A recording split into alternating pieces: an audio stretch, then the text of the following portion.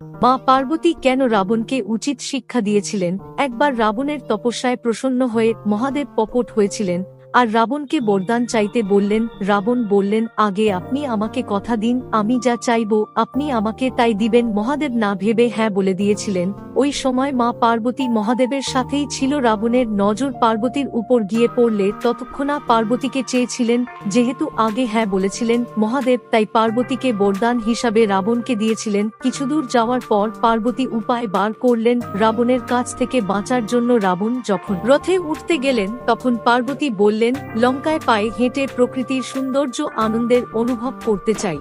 হেঁটে যাওয়ার সময় পার্বতীর নজর একটি ব্যাঙের উপরে পড়ল আর পার্বতী ব্যাঙটিকে সুন্দর নারীতে রূপান্তরিত করে দিলেন। সেই সুন্দর নারীটি বাগানে ফুল তুলছিল আর মহাদেবের নাম জপ করছিল। রাবণ ওই সুন্দর নারীর প্রতি মোহিত হয়ে গিয়েছিলেন। আসল পার্বতীকে ছেড়ে ওই সুন্দর নারীকে